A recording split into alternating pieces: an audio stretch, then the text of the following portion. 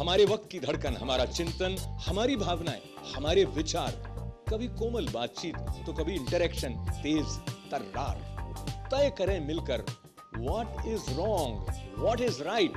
ITV पर अशोक व्यास के साथ insight tonight.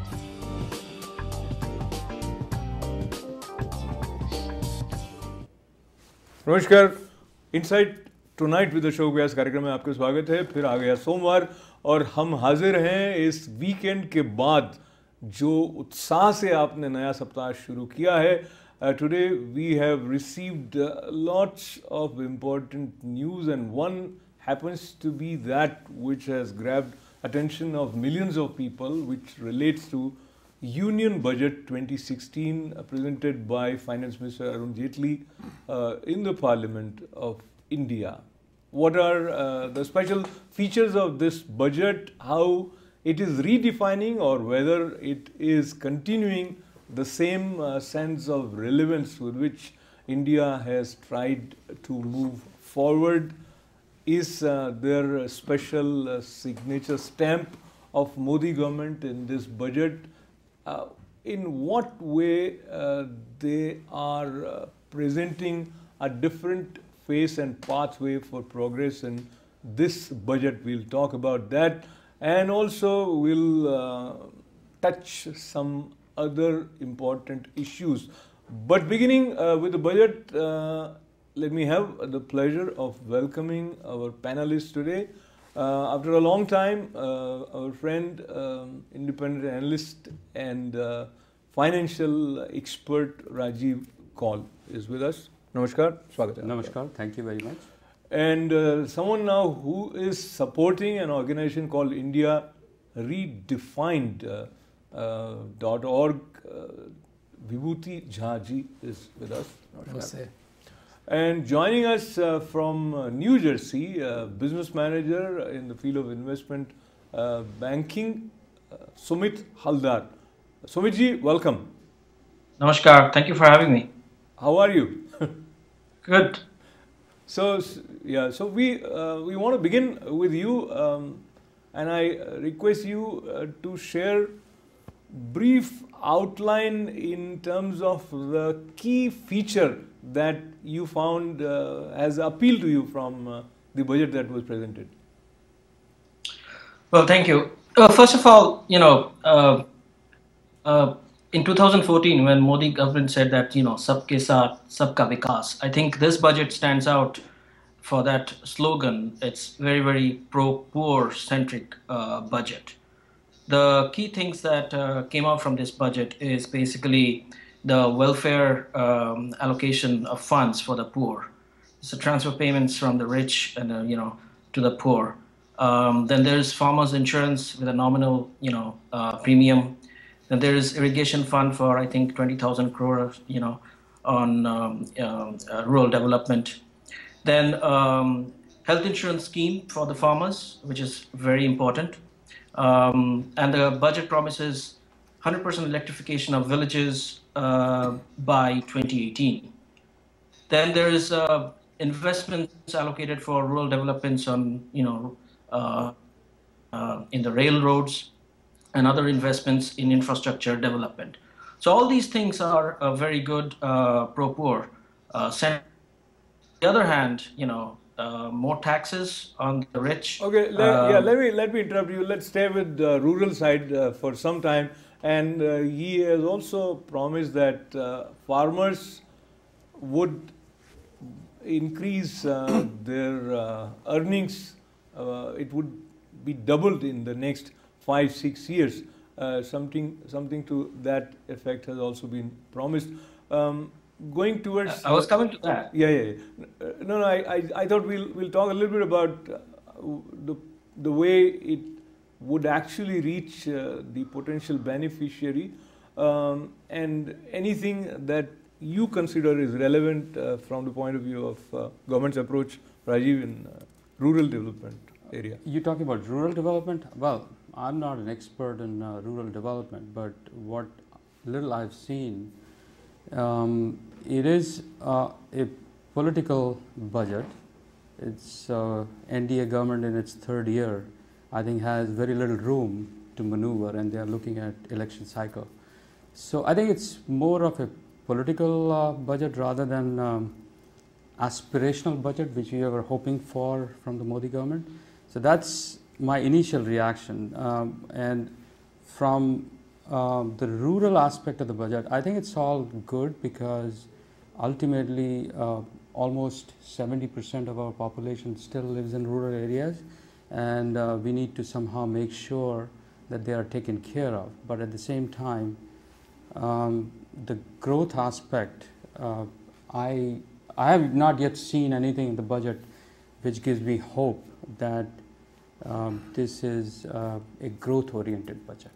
So some analysts are calling that there is innovative approach in this budget, especially emphasis on building infrastructure, which may potentially help in moving towards sustainable development. What do you think, Vibhuti ji? My personal feel is that budget is an annual circus. It will always happen. It is like in the US government also, when President Obama proposes a budget at several $1 trillion, the matter gets there and it gets over. In the Indian context, this becomes a bigger exercise because government is reckoned as the Mai-Baap of everything else, because the government controls, dispenses all the favors and everything else. So if you look at the history of budget ever since 1991, let's talk about the liberalization area, there has been always a progressive move forward. And as Rajiv very rightly pointed out, there is a political element to that as well. So economics and politics, social, technology, they all move together at the same time. So in this particular situation, yes, Mr. Modi's slogan was Sabka Saath, Sabka Vikas. BJP knows that the previous time when Mr. Vajpayee was in the government, despite India shining, because India was shining only in urban areas, the rural votes they lost in the very next election. So this time, very correctly, the third budget being presented, third year, 2018, and then there is election time. So the government has to appear and do something, not only appear, but really do something for the rural population, because that's where most of the people live. Then there is a connected element to that, the concept of smart cities, urban migration, rural development. It cannot happen unless the electricity is provided to the rural areas. So the very daring thing, the famous favorite thing of mine, is that when you attach a date to a particular project, then it makes sense. So when he says that I will have electrification for all the villages in India, all nook and corner by 2018, that makes sense now. Because if the villages have electricity, then there is a development happening there, information flow happens, and then you will have reduction of urban pressure and rural development on the other side. You can create smart cities, you can reach services which were otherwise not available. That's why infrastructure becomes important. So there is an element of, if you look at the 9 pillars which the finance minister talked about, all the pillars are same. I mean, nobody can argue, but there is one thing which is, to me, it stood out remarkably well, and that was to develop the skills of people and education so that when they are all employable and they are able to do things. This is one of the major planks of the skilled city, of the smart city project, that people have to do things and they have to have education. So for me, I think, yes, you are right. It is not a pomp and glamour budget. It's very sedate. There is, it was very interesting that I saw the poll in which 62% have said the budget is great, but at the same time, 53% said that it's not for me. And that is the urban side of the population. There was one element in this budget which really bothered me, and that was pure bureaucratic play in which somewhere along the line, I don't know the full details of that, but the Employee Provident Fund, EPF, where people used to put their pension funds in investment, just one thing is important. Somewhere along the line, they have put a 60% I'll come tax back to on that. I'll come back to this. I just wanted to stay with rural and seek Sumit's input in terms of some people referring to this budget as a courageous budget, because it's probably going to make lots of Indians unhappy in terms of they didn't really get anything which would make them happy. Maybe consumers are, it's not a consumer oriented budget. some people say that it is India-oriented budget, and maybe that is what Rajiv refers to as a political budget. What do you see? Do you see potential of real growth of India if this budget is implemented in spirit? Depends on which side you are, right? If you are middle class, probably this is not the budget is not for the middle class, right?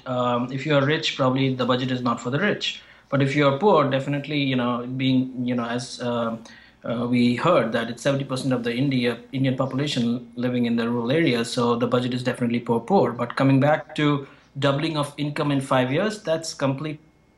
I don't think that's achievable, and nowhere in the world in the history of, as far as I know, that we can achieve about 14-15% growth rate that can give us, doubling of income in 5 years. So that's, I think, it's a rhetoric. It's definitely, there's a political flavor into it, given the elections and upcoming elections and everything. But the other factor that, we're assuming a lot of things here with the doubling of income. It's, inflation. Where does it stay? Will it stay, overall in the last few years, inflation rate has gone up year over year. So then the real income suffers. So it's not, that income will go double up in the next 5 years because your inflation will stay constant. I think it's for, the budget is for India, but the question remains on the implementation side on a lot of different things, and where it will be implemented and executed. That's where I think the roadmap is still not clear from the budget. Thank you. Samit, let me take a call. Hello, ITV Live. Very nice. How are you? Fine. Okay, your observation about the budget. पैसे का सदुपयोग होना चाहिए, जिसके लिए पैसों का सदुपयोग होना चाहिए। पैसे का ये तो बात ठीक है। पैसे खर्चा जाना है, उसके लिए खर्चा होना चाहिए, भ्रष्टाचार नहीं होना चाहिए। और गरीब के लिए बजट लगा तो गरीब को ही मिलना चाहिए। जब गरीब ऊपर आएंगे तो देश ऊपर आएगा। तो बजट, ये बजट जी, तो बजट ठीक है आपके हिसाब से? बाकी तो ये सब आंकड़े के माया जाल है, उसमें तो किसी को कुछ पता नहीं। मगर गरीब ऊपर आएंगे, दिखेगा कि भाई ये ऊपर आते लोग, ये होता है, उनको कुछ लाभ मिलता है, तो बजट अच्छा है, नहीं तो कुछ नहीं। सही बात है कि नहीं? बिल्कुल सही बात। Thanks for your call. सीधी सारी बात है। गांव वाले लोग तो कुछ नहीं समझते। महंगाई कम हो गई, अच्छी बात है, हमको ये मिला, हमको ये सुविधा मिली, अच्छी बात है। जो सुविधा मिली सरकार देगी तो वो लोग बोलेंगे अच्छा बजट है, नहीं तो कुछ। बिल्कुल सही बात, सीधी सारी बात है। गरीब लोगों को, जो पढ़े लिखे नहीं आदमी, वो तो सोचता है ना कि भाई महंगाई कम हो गई, अच्छी बात है, रास्ते अच्छे हुए, अच्छी बात है, इलेक्ट्रिसिटी मिलती है, पानी मिलता है, पढ़ने में अच्छा होता है, फीस कम होती है, तो अच्छा लगता है सबको। यही बजट है। नहीं तो फिर तो किसी को पता नहीं चलता वो फिगर की कहाँ पर भी जाएगा, किसी को भी नहीं पता चलेगा। 35,000 करोड़ ने, 1 लाख करोड़ ने, ये सब I think what you are saying exactly नहीं होना चाहिए, भ्रष्टाचार नहीं होना चाहिए। Yeah. Thanks for your call, sir. So what he said is exactly a different way. When Vibhuti ji said that it's an annual circus, तो आम आदमी के लिए आंकड़ों का माया जाल, ठीक बात है. But how this budget is perceived by startups, and is it growth oriented? I talked to a gentleman who is director and founder of an upcoming company called Insta Remedy. Let us hear Saurabh Mishra, what he says. So two things, Ashok ji. One is Insta Remedy being an e-commerce venture. It seeks right amount of telecom infrastructure and technology infrastructure. So a series of projects coming up with Digital India and telecom related reforms and all, the bandwidth being discussed. I think there are a series of things that are happening not through the budget, but overall last 3 to 6 months, which is towards improvement. E-commerce is requiring a vehicle for it to be launched. The second part is that yes, for the startups, they have started looking at some sort of tax swaps and tax-related efficiencies, which is satisfying.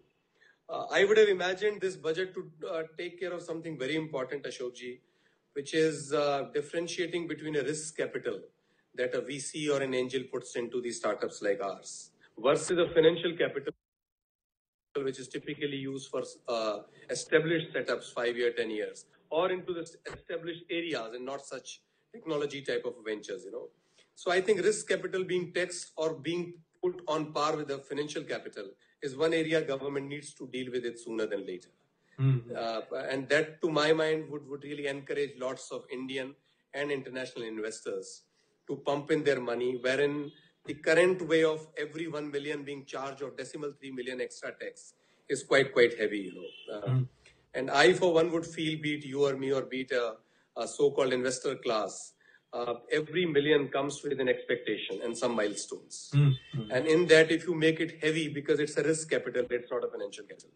We all know that it is 80 to 85% ventures who fail for the rest of the 10% to succeed. So I think since it's a hardcore risk capital, it should be dealt with favorably compared to the financial capital in terms of taxation. So that's what I would imagine. But otherwise, I think from infrastructure point of view, from an environment which is very e-commerce friendly or digital infrastructure friendly, things are looking up for entrepreneurs like us. So he feels things are looking up, whether people who are looking to invest in India also looks at it in the same way. Rajiv, what you would think if you were to advise or recommend somebody who is seeking your guidance for investment, how does India look from that point of view? Well, what Saurabh was trying to say, I don't know, I don't think we were able to hear him very clearly, but I think our viewers may have. It's a very important piece in the budget where, if you invest privately in a company in India today, the capital gain was higher than otherwise is. So they have reduced the capital gains rate on that, which is a very welcome development. And I think from an equity standpoint and from a bond market standpoint, it is looking up in terms of whatever reactions I've seen from experts in finance and equity and bond markets. They all think that this budget is very helpful. It's going to attract a lot of FII, which is foreign direct institutional investor class. So I think from the initial reaction, whatever little I have seen, it looks very promising.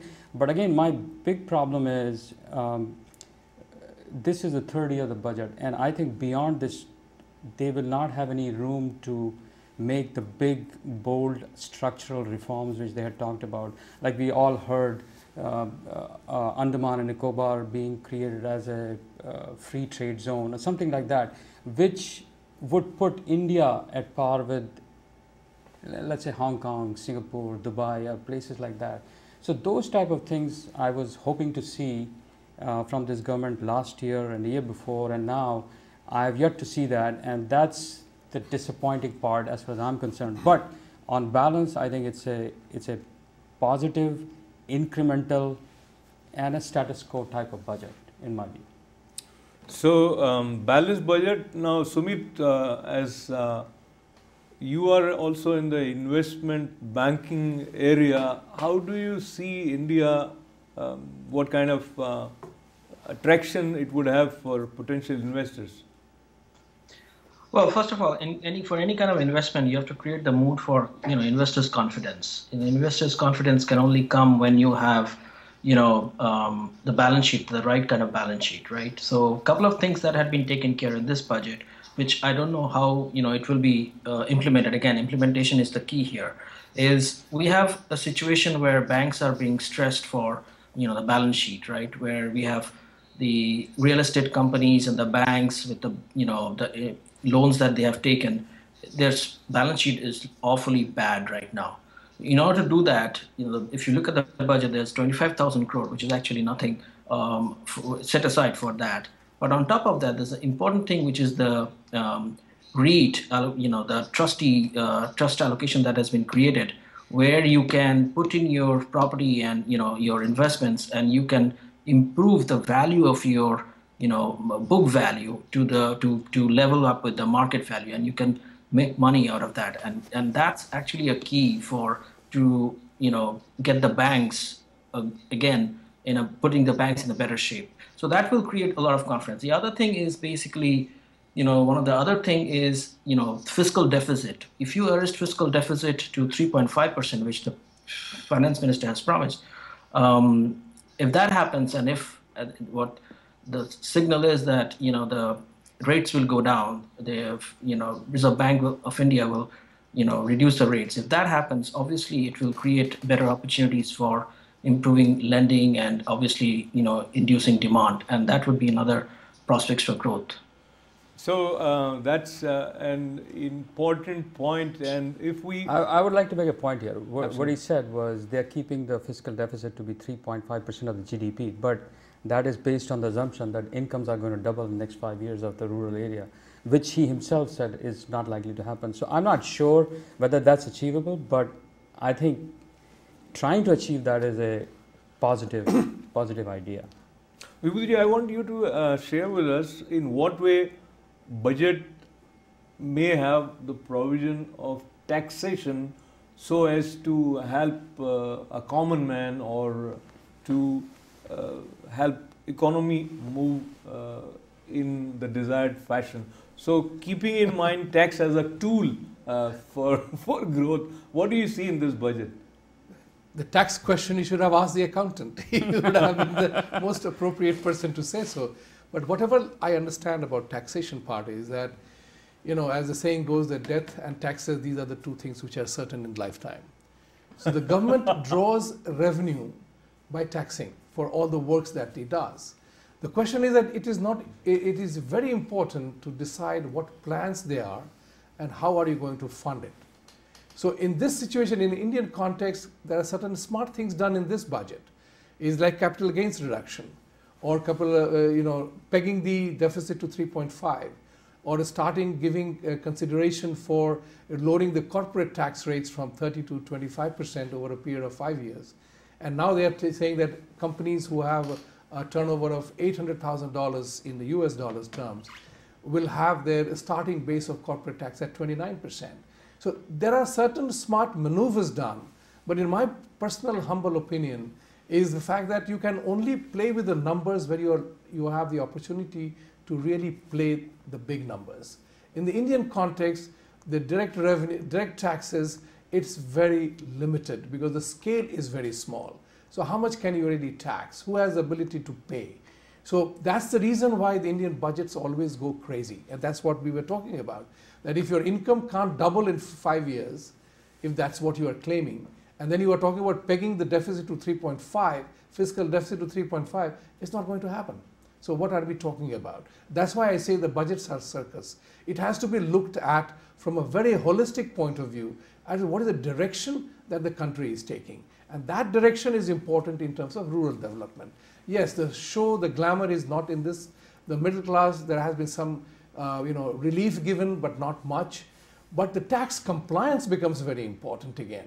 And that's what the government is trying to do, is to make the tax compliance easier for those people who are paying taxes. So I think that's the way the tax policy has to be playing around with. So one point here, Ashok, Absolutely. Which is corporate tax rates, which they were hoping to bring down from 30 to 25, actually are just gone from 30 to 29%. So yes, I don't think we will ever go to 25% during this current regime. I don't think it's going to happen. And Sumit, do you see any relief for people who are not making a lot of money in terms of reduction of taxes in this budget? No, I don't think there is any special relief for any for the middle class as such. Obviously, like I said, for the middle class, I think with this taxes on the pension funds, 60% taxable pension fund will obviously hurt the middle class. So from that perspective, it's not pro middle class. But that being said, I think we have to make a clarification there. I think it's a bold step that they have taken, because savings for retirement should be savings for retirement, right? It's just like what we have over here. Social Security, if you draw money for any kind of emergency, you pay a tax and also a fine, unless there's a job loss or anything that you can show. So the government has taken a bold step there. But the question still remains that whether they will, be able to maintain that at 60%, because already there's a lot of hue and cry about 60%. So, but in my opinion, that is a very bold step. And the other important part is that they have made, they have mentioned that it can be invested in annuity, and that will generate income after your retirement. So, and 40% is tax-free, which is a good thing. So, in a nutshell, that's something that the middle class should look at, and I think it's a very good step from the government. And another area of investment or to buy a new home. So if you are someone who is looking to buy a home in India and you are living in India, then why it is being said that this budget provides the kind of space where you are encouraged to buy and go for a home? I read something about that, but I'm not clear as to what that that provision is. Yeah. 50,000 rupees or 1 lakh rupees or something like that. So at least some people may move towards fulfilling their dreams with the help of this budget. But in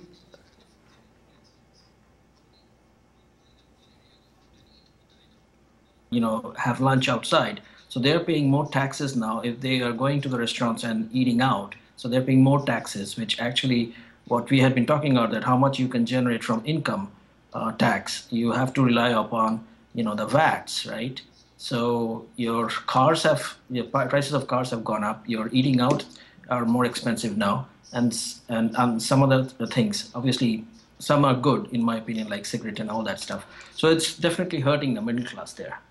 So if you are going to India and you are going to eat out, then it's going to cost more. But the funny thing about this one is that it has been going on for ever since. The price of cars keep going up, but nobody has ever seen people not buying. Eating out becomes expensive, people are still eating out.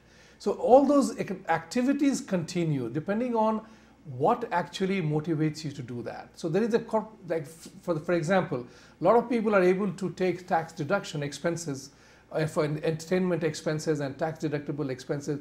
Those game plays go on. So those are, cigarette price going up, liquor price going up. That's a usual play, and that's why I say budget is nothing as an exercise in circus. Here is an interesting note, right? So you said cigarette prices have gone up, right? So government in a way is pro-rich here. So cigarette prices have gone up, so people who are in the upper income bracket will smoke less. But BD prices are going to remain the same. So go figure that out, right? They should have increased the BD prices too. What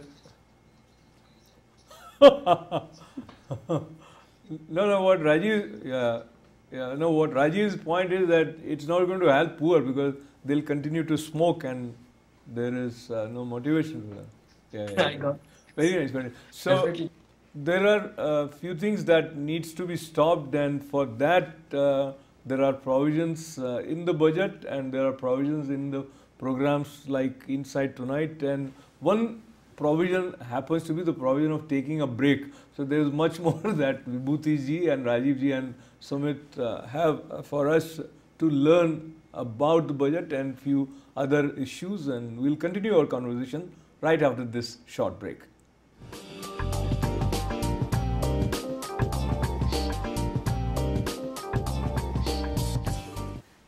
Welcome back. You're watching Inside Tonight, the show, guys, and today we are trying to understand what is going to happen with the new budget that Finance Minister Arun Jaitley has presented in the Indian Parliament. And as we were discussing earlier, some people are referring to it as political pro-poor budget, and some people are calling it as a courageous and innovative budget. How this budget is going to work towards the very much promoted Make in India program, of Modi government. We'll talk about that, and let's hear our friend from India, Saurabh Mishra, what he has to say about it. Very positive. I think from Make in India perspective, Ashokji, the entire focus that Narendra Modi and his entire team is putting is to put back India into the map of being an industrial hub or a manufacturing hub. A race which we have been lagging behind for the last 4 to 5 decades, right after 1960s era when the plan, those 5-year plans started off and so on. We have unfortunately not been able to handle it right. Be it the matter of the productivity or the profitability or the administration or even the marketability. Our PSUs, especially into the manufacturing side, have been lacking. Navratna is one exception which one stands out for in terms of some of the other yields that it could give. But even that is under lots of trouble, both financial trouble as well as the administration and the output troubles. What is Navratna? So my sense is that Make in India is a solid, serious attempt, both from the infrastructure side, Ashokji, which this budget seriously looks at. Looks like an India budget rather than a consumer budget. It will help the nation, may not help the average Indian customer at this moment, because infrastructure always goes bottom up. It does not go top down. So it may not find favors or popularity, but to my mind, it's the right step because if 3.5% is the fiscal deficit they're looking at, it's a tremendously brave gesture. And it is possibly the first time in 2 years back to back, you say something, year later, you stick onto something. It's never easy in a country like India. So to that effect, I think with fiscal prudence coming up, 10,000 kilometers plus of highways being passed, around 20,000 crores being looked for the waterways, that is ports. So if infrastructure looks up, manufacturing has no other option but to go northwards or upwards. And I really welcome this from that point of view. So now Saurabh feels that there are some potential positive signs for Make in India program, and he looks at it with a lot of hope. But what way we are looking at it, Sumit, if you want to address the same question. I think there are some provisions for the Make Up India to provide some impetus to the Make in India campaign or Make in India program as such. There are some allocations there, so it's going to help in the short term and in the long term as well. But again, the idea is how you're going to get the demand and where the demand is going to be generated, right? The other thing is, right now our focus on service industry,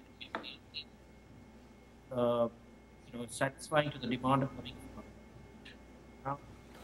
from. Sorry, we lost audio with Sumit. Probably we'll try to connect with him again. Staying with this idea of doing good economically also requires the kind of environment where people can function harmoniously, peacefully, and they don't see potential threats which are sometimes emerging due to unrest or agitations and a kind of communal tension also potentially leads to the environment which is not conducive for growth. So if you look at past few months in India from this point of view, where we are trying to look at the economic agenda, but our attention is diverted again and again. I think it's all political. I mean, there are institutions in India, there are organizations in India, and there is an intellectual class in India who, for a variety of reasons, does not like the current government. And they have been deprived of power, they have been deprived of their connections. And look at the JNU. JNU is not an educational institution. JNU is a political body. Indira Gandhi created JNU, appointed Professor Nurul Hasan to be its first vice chancellor, who brought in all kinds of communists and socialists. And they still are in power in JNU, and it just creates all kinds of troubles. So, I mean, you look at each incident in last 6 months to a year, it was politically driven, politically motivated, and these type of things have been happening in India for last 60, 70 years, and in much worse form and much worse shape. We are so much better off in India today than we were 30 years ago, 20 years ago.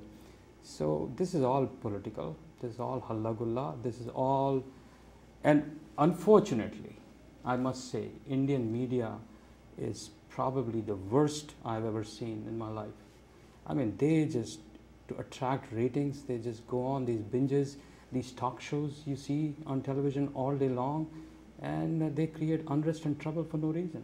So I think it's all political, and Prime Minister Modi has done very well. He has kept his head down, he's kept his cool, he does not get distracted, and he keeps on going. So on that front, I have to give him all credit. I think he's done a masterful job of managing that situation. Vibhuti, the same question with some additional input. Many times in films we see that the story is predictable. So nowadays you know that if this political leader belongs to XYZ party, why say XYZ? If he's a Congress leader, he's going to react in such a manner. If he's Aam Aadmi party leader, he's going to react in such a manner. So they don't see what the issue is, and it is just their bias which seems to be guiding them, and that is creating the environment which is full of tension sometimes through media. That's the feeling that I gather. I totally agree with you. What is happening right now, I totally agree with you, Rajiv, that the Indian media, mainstream media, उनके लिए अब दिल्ली बहुत दूर हो गई है suddenly, and that the reason for that is they are no longer able to enjoy the political patronage that they had with the Congress regime, and they suddenly, because BJP won an absolute majority in Parliament, there is no way they are going to go out of that place in the next 5 years until the 5-year term is over. So the entire machination is to delay, defer and defeat Mr. Modi's agenda of growth, because growth plays the most important role in uplifting the economy and the people's poverty levels as well. If the economy doesn't grow, nothing else can happen, and that's what the opposition is hell-bent on derailing. That's why you have seen the 2 parliament sessions, they would not let them legislate or defeat the process in the Rajya Sabha. And that's why my thought process would be, if I was advising the current government, is pursue the path through administrative reforms, which doesn't require a political voting in the parliament or Rajya Sabha. You have to rely upon Rajya Sabha and beg of Congress party to do that. But Mr. Modi has kept his head very cool. JNU is a hotbed of leftist activities ever since, and secessionist activities ever since. People don't pay much fees. Their fees and maintenance and food is so subsidized that it's virtually become a shelter place for everybody unwanted around. Not that it has not produced great students and great citizens, but there is a lot of unwanted elements that are abusing the place. So that's the point which is important from the Indian context, that people have to realize that there will be opposition to anything that the government in power says. But what exactly is the point of view? For example, the communist party person commented कि इन लोगों ने इतना वादा किया था corporate sector के लिए करेंगे, लेकिन उनके लिए कुछ तो दिया ही नहीं. That means I have nothing more to criticize. Now you have talked about the fact that you have done so much for the poor. Now what are you going to argue about that? So this budget is interesting in a sense that as the details unfold, we will know what is in it for who, because nobody is happy about it, so it seems. That means there's something right out there. So let's figure this out in days to come. I think that's a very height of optimism, that nobody is happy. One point I'd like to make, which is JNU per student per year, government spends 3.5 lakh rupees, Right. which is a lot of money in Indian context. And I think that institution should be finished. It has no place, no relevance in current India. Right. It is absolutely a taxpayer's waste of money and a burden on society. Right. So I'm sure people who need to take note of your suggestion are doing it. I don't know whether And Sumit, let's try if we can hear you. Are you with us? Can you hear me? Yeah. Still? Now it's much better. Okay, so we've moved slightly towards the proper conducive environment for growth. And looking at the past few months, and especially something that happened on 9th February, following that, the kind of debates and discussions and the kind of unproductive environment which seems to be growing. Do you see any way out of it? I would agree with the panelists that the government needs to keep the head down and work on the broader agenda. And as a result, you can always move out those noises that are being created in different parts of the society. For example, media is. I would agree that media in our country is more sensational. They try to make it everything sensational rather than just providing being the news, actual news. So and you know what, if growth happens and everything falls in place, and if the roadblocks to development being removed and administrative bureaucracy, one important part of the budget, which I think Modi's agenda had been since the beginning, removing all the red tapeism, the bureaucratic controls, so that you can have a proper governance structure. And that proper governance structure is what is required in India. Often we have welfare laws in bureaucratic controls and red tapeism, etc. So if we can do that, then the, investment environment can be created, and through that you can have a desired environment all around, and all the other noises. If it's very simple, if you can engage people to work and give them a good standard of living, all these noises created by different section of the media or the politicians will go away, and India will definitely be in the right trajectory. But that being said, some of these assumptions of the budget, that doubling of the farmers' income or rural sector income in 5 years, is definitely not possible. I don't think that's feasible at any with any stretch of imagination. So that point taken, and the other reference, if everything is moving in the direction of economic progress, other things would take care of itself. That is an assumption, and I wish that assumption to be true. But the way we saw the kind of slogans that were raised in Jawaharlal Nehru University, and if I now move towards Rajiv ji, because ultimately this is related to Kashmir issue and the voice of separatists and support to that voice by many insiders, call them extreme left-leaning people also. So whatever you provide them, I don't know what amount every year India is pumping into taking care of Jammu and Kashmir, but they have not changed their attitude towards India. So how would you address that? Attitudes in Kashmir will never change. You have to accept the fact that a whole generation of Kashmiris have grown up without having to live with anybody else but their own community. So unless, we were talking about this before the show, my view, personal view is, unless the demographic composition of Kashmir does not change, unless Article 370 is not removed, nothing will change. Nothing will get better in Kashmir. It will remain the same it is, and unfortunately, we all will end up paying for it in some form or the other. So I don't know what can be done to fix this problem, but prescription is that you have to change. Ashok Vyas and Vibhuti Jha and Sumit should be able to go to Kashmir and do whatever they want to do as Indian nationals, and then only it will change. Otherwise, it will not change. That's my view. How do you go about doing it? It's we can speculate, sit here, give all kinds of prescription, but that is something which has to happen.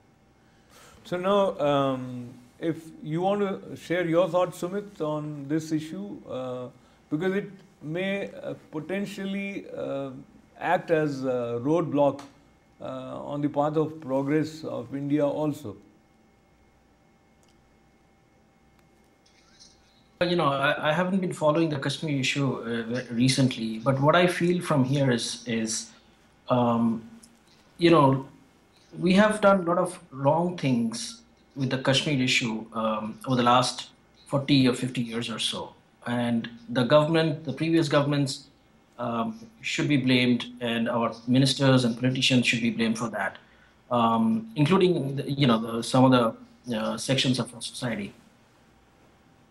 But yeah, sometimes we end up losing your sound.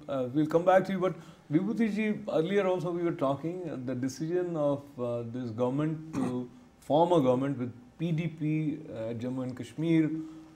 What kind of results they were expecting, and how do you see from that point up to today how it has played out? As Rajiv knows Kashmir very well, and we have been looking at that problem so closely. You know, PDP scenario is you are damned if you do, damned if you don't. Now, having 123 seats in the elections there, virtually 50-50, and PDP has one more seat, so they have the larger partner. So the question here is, what do you do?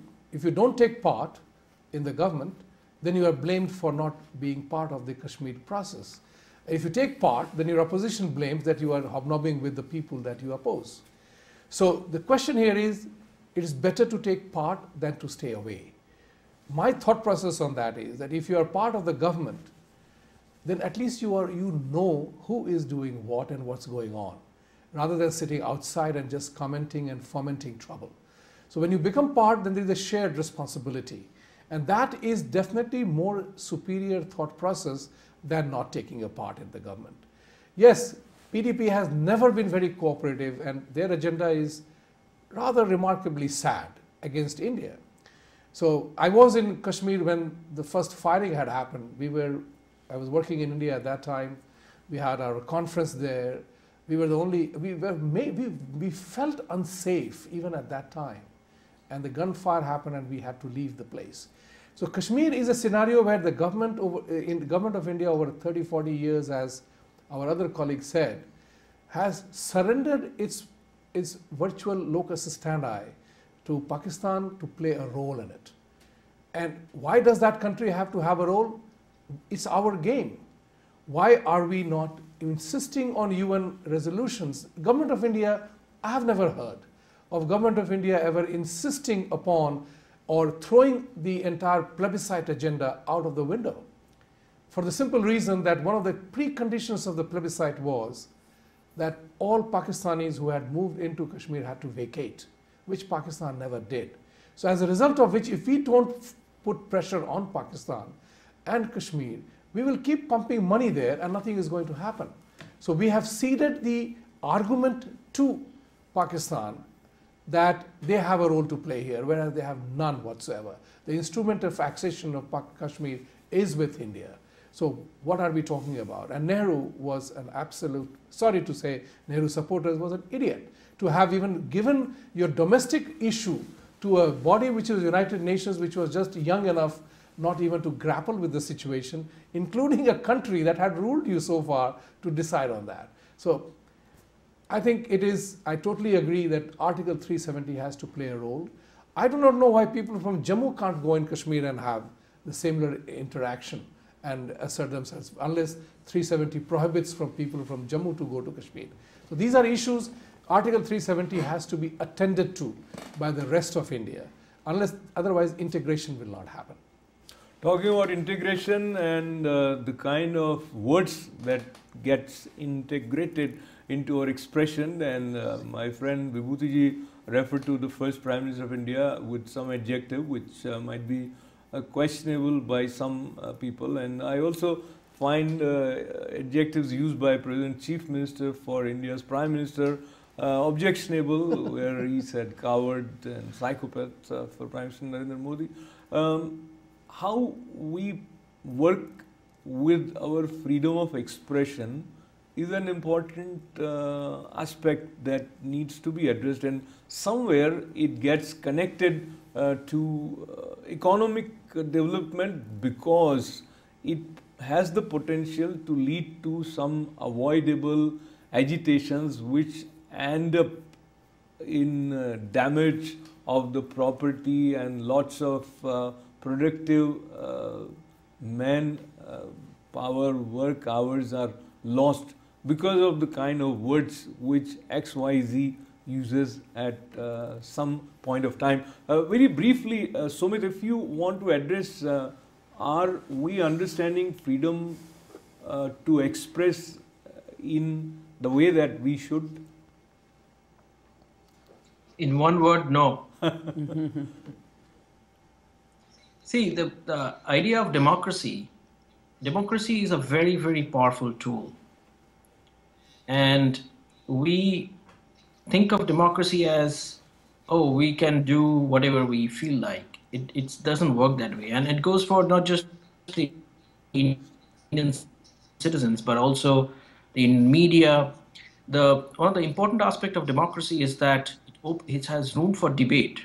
And therefore, we can debate in an organized fashion, we can protest, but we also should not show any kind of, intolerance towards any kind of protest. Sumit, Sumit, I got you, and I think we are having difficulty in the mic. Absolutely. Sorry. So appreciate it, and just few minutes that we have, Rajiv, if we look at this issue of freedom of expression, sometimes people take advantage of it, and they consider that expressing this kind of ideas is my freedom of expression, but if you express these kind of ideas, so I'm talking about left and right mainly, the way it is being played out in India. And so it is very right to say that there should be room for debate, but if you get clear-cut feeling that the other person has certain fixed ideas about you, then that debate cannot be honest debate. For example, allow me to sort of take the example of Congress President Sonia Gandhi. Of course, those were election days, but they used the terms like maut ke saudagar, etc. And they continued on the same line of thinking later on also. So if there is an occasion where these two leaders sit for a negotiation or anything, do you think they have the kind of camaraderie, understanding and openness which is required?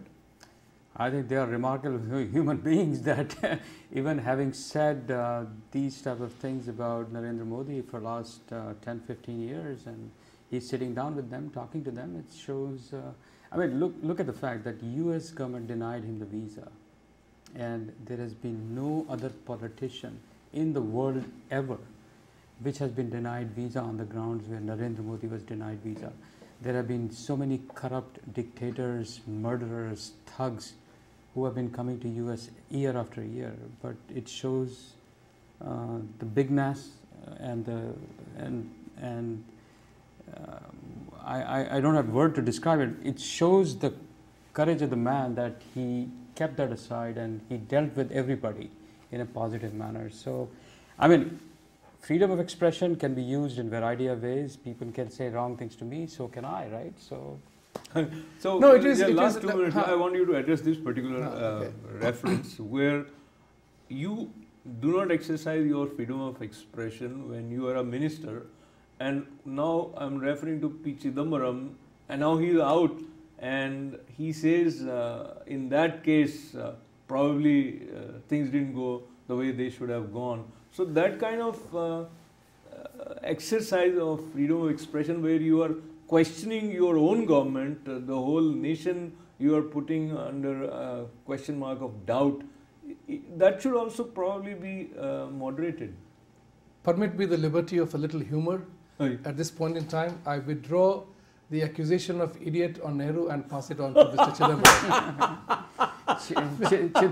Idiot is a very generous word for it. Yeah, that's right. So point here is like this, how can, here is a man when he's making extreme statements just to be in the news. That's the point. When freedom of expression in the Indian context or in the political context, we are seeing it in the United States as well. Politician has a way to play with the words. And therefore, when they say something, they say it because to stay in the news.